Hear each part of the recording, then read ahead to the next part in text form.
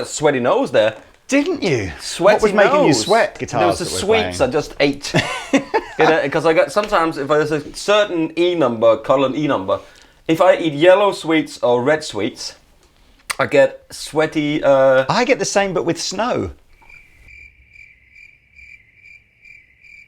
So first and foremost, Mr. Pete. Yes, Mr. Lee. What even is a Doheny? Like, is it a?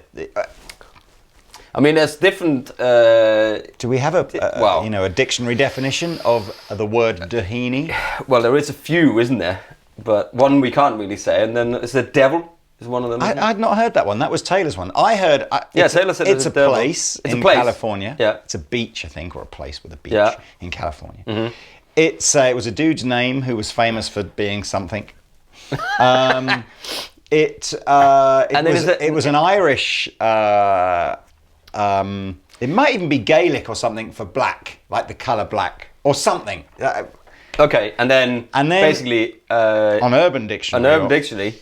It's an ass hat, which I thought was amazing.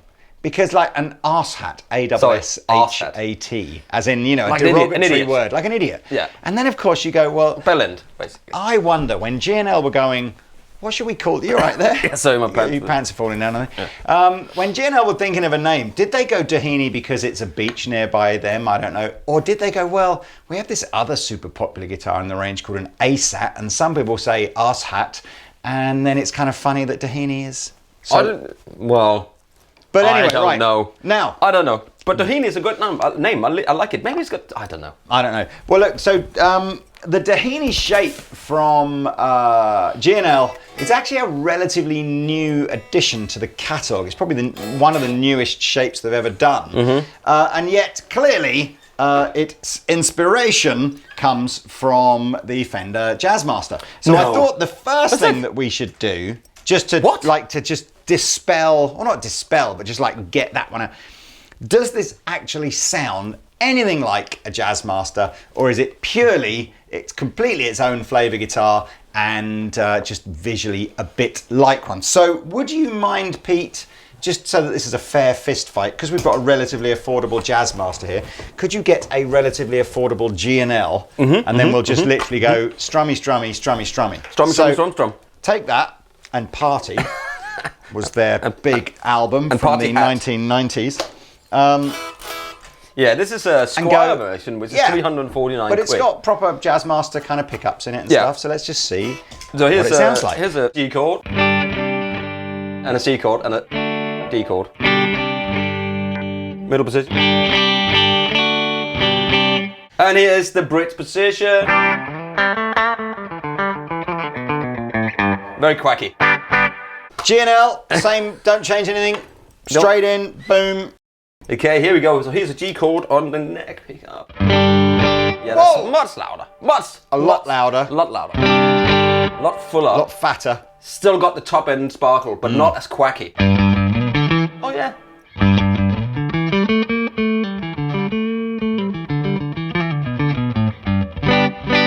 Could we have a picture of a duck on the screen every time Pete says quacky? Quacky.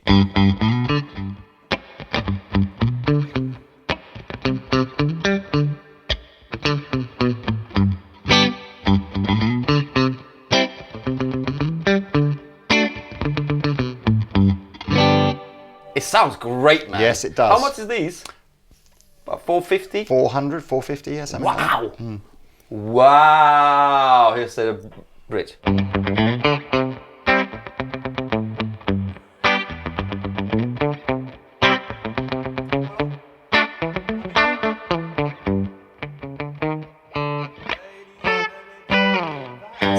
Has served its purpose, so we won't be seeing the Jazzmaster again, but if you preferred the Jazzmaster, then go and look for a video that Pete and I have just shot called Should Every Guitar Player Own a Jazzmaster? And they should. Where we will talk about all things. But let's get back. Whoosh, let's push this over here. Bye-bye. So I think we've kind of shown that it's not really, apart from the shape, it's not really trying to go after somebody that wants the Jazzmaster sound. G&L's MFD pickups, magnetic field design, Really clever. quite different to conventional single coil pickups, and they are all louder and fatter, much hotter sounding variants of their sort of non-MFD versions. Yeah. You can So raise in these this video, we have, there are three kinds of Doheny in the G&L range. You can go custom shop. Oh my God! And these are particularly special and limited custom shop guitars with the graphics on them. We'll talk about a bit more in the middle, in the minute. Sobieski. You can go Fullerton, which is the one I'm holding, which is their kind of like their American standard range, made in Fullerton, funnily enough. Or you can go Tribute, which is the one that Pete's got, and the Tribute is the most affordable one. So these are the ones that come out of Indonesia. Yeah, but they still have got, as far as I am aware, all American hardware, American pickups. You're right. And everything on it is The theme. American. So Tribute and Fullerton guitars invariably have the same bridges and the same pickups on them. And in custom shop, I think the bridges are the same. But the pickups will all be hand wound by Dave Brown, Dangerous Dave Brown. What a lovely man he is. So yeah, I mean, big plus for the Tribute series, which is all the American stuff is shipped over and used by the Indonesian factory for the pickups and the hardware, which is cool. Anyway, this is definitely leaning towards. If you saw that other video that we did on Jazzmasters, you saw we had a Fender Performer Series Jazzmaster. That's correct. And it just had like a regular Strat trem on it and completely, none of the whole rhythm and lead switching. It was just like that. Yeah. So this is very much that vibe. I wonder if the lovely people at Fender has looked at the Doheny and gone, ooh, or if it's the other way around. I don't know which came first. The chicken or the egg? The egg. I think Fender have been doing kind of like simple versions of the Jazzmaster for longer than G&L have been doing the Doheny. Who knows? Anyway, Pete, let's just hear some tones. Do you want a tremolo arm? I think the chicken came first. Well, if it didn't, who laid the egg? Well, it developed from something else, didn't it? Well, then in that case, the egg came first then. Yeah, but no, because something wasn't a chicken and then developed into, maybe it fell down from the sky. Out of space. Outer space chicken. So, here's something really cool that I've noticed. It says tone on here. Yeah. It's treble and bass, isn't it?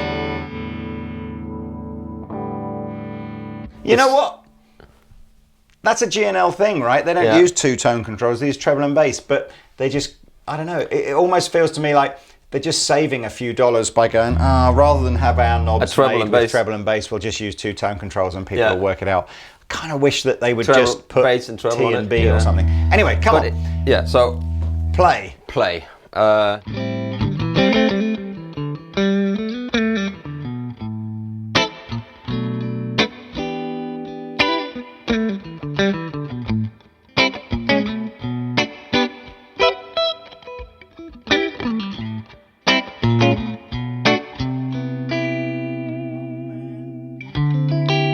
That's the middle position. Let me go to the neck.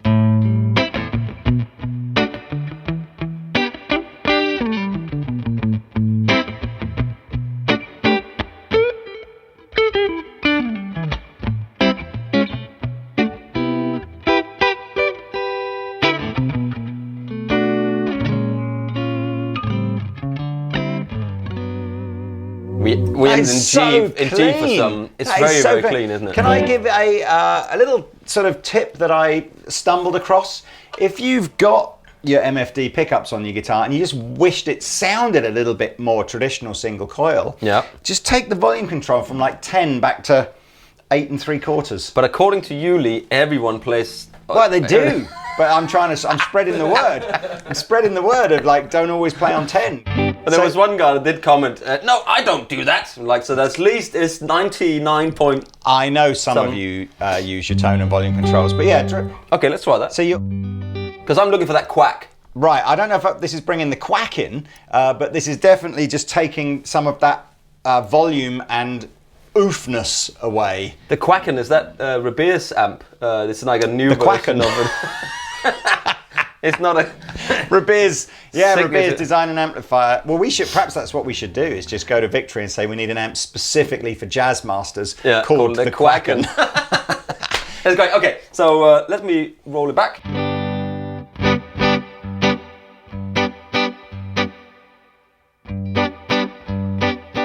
You're I don't know why I'm playing that.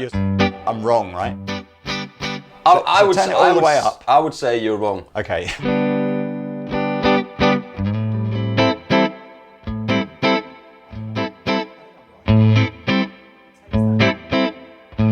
Maybe if I turn the.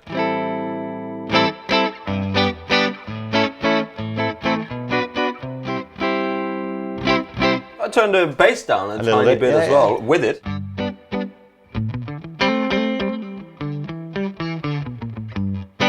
Maybe. Yeah, maybe. I mean, that's experimental for depending on the. There's no pedals on here, just into the deep E40. I like it. Well, look. So I mean, I love this. Let's go. We didn't do go. Some pickup. Yeah, we didn't cool. do some bridge pickup. Beefy.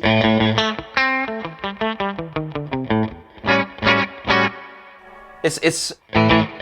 These pickups are fatter. They're much fatter. Let's try to put a Mjolnir in from Mythos. Oh!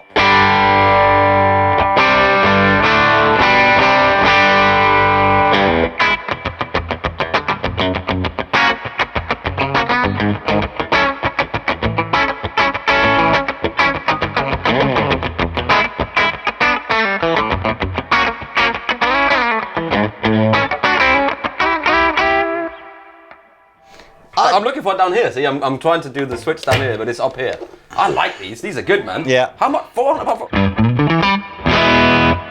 So if I remember rightly, other things that are maybe a little different on the tribute to the Fullerton range is the neck is lacquered on the back. Yes, right? that's correct. So it's got that slightly, stickier feel to it, maybe.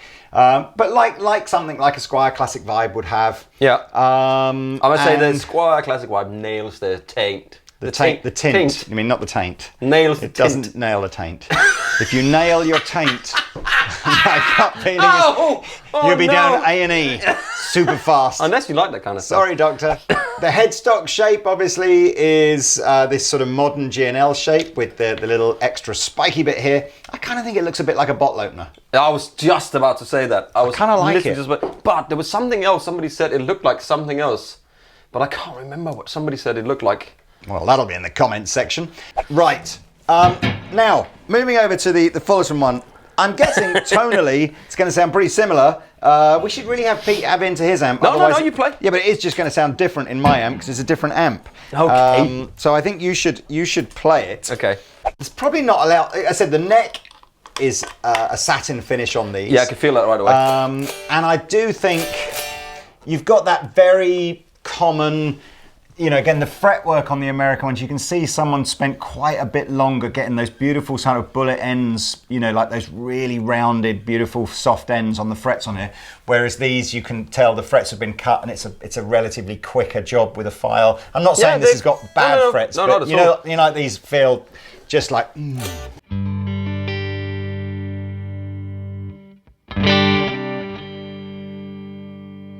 Is it a bit brighter? It shouldn't be, but I mean, It shouldn't I can't be. see what would make it bright.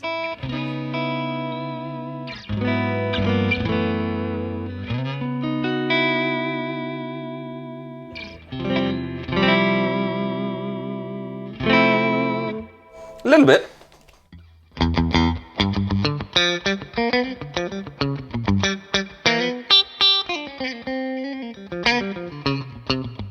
It's more quacky.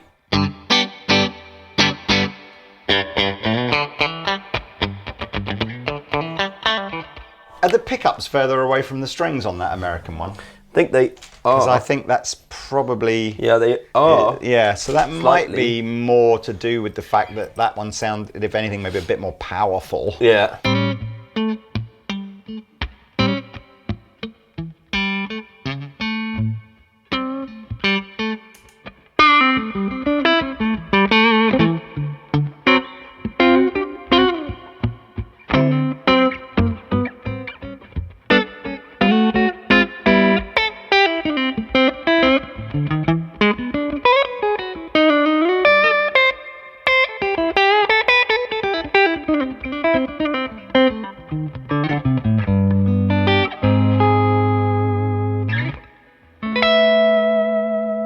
I like it. I lovely. mean, they're always nice to play these Really, guitars. really lovely.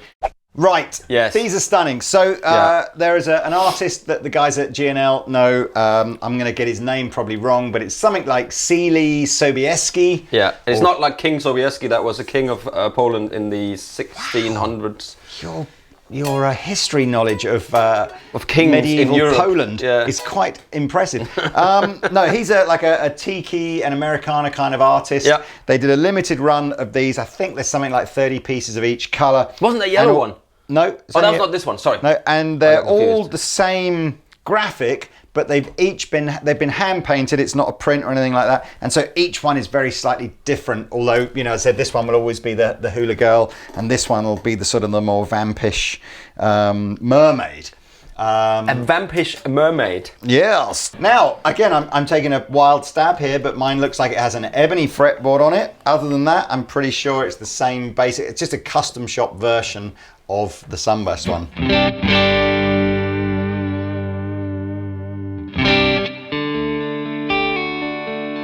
I think it's flipping great.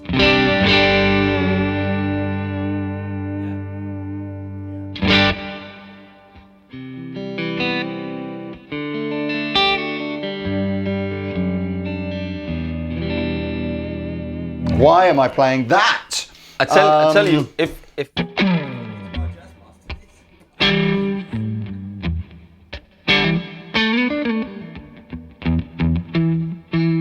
So I know where I'm going.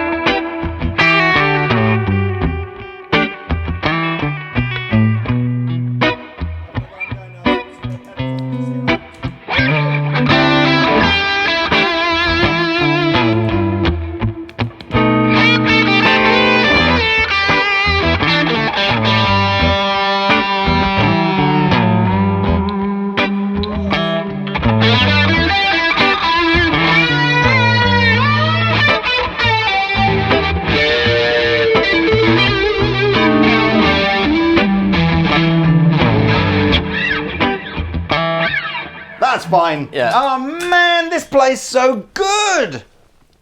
It does play really nicely. Yeah. Oh, careful. And it does look wicked. Which is your favourite? This one. They're so cool. I mean, I know it's feels like so nice to play maximum cheesy salesman mode here, but wouldn't two of them hanging up look wicked? Yeah. I really dig. I'm digging these. That is so good because in the Jazzmaster video that we just did, maybe that's come out a week or two before.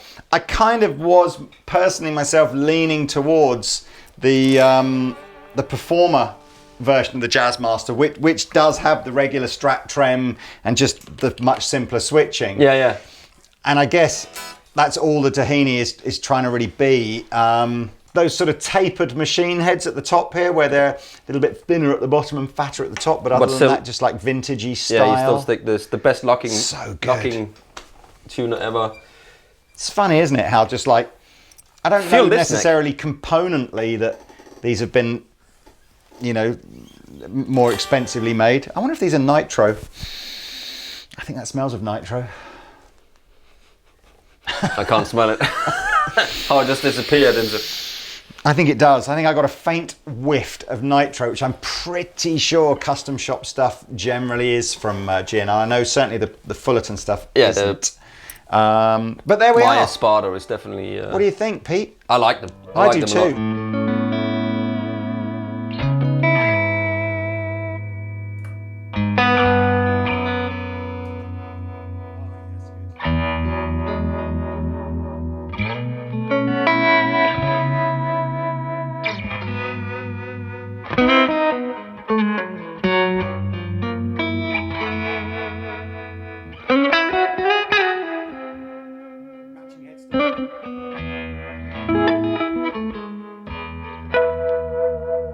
Oh well. Hey, there we go. Like these. How many have you got of these? I think Andertons ordered 2 of each, so we've got 2 pairs.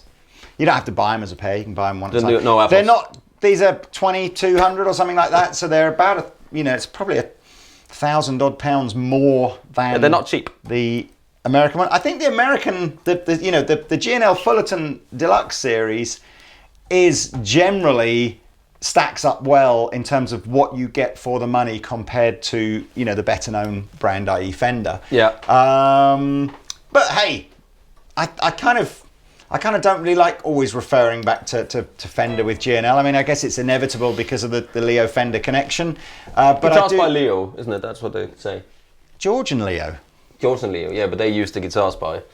It was George and Leo is what it was supposed to be. Yeah. George Fullerton and Leo Fender, obviously. Yeah. And then I think potentially either after George retired or at some point in its history, it kind of got a bit changed around. So some people referred to the G as the guitars by Leo as opposed to George and Leo. But okay, is that what it was? Yeah. Yeah, I don't know if anybody, it was almost a bit unfair to George Fullerton, really. Almost like you're not famous enough to. But George Fullerton, if you want to go back and dive deep into the G&L, he was at Fender in the 40s with Leo and was kind of Leo's right-hand man virtually every step of the way.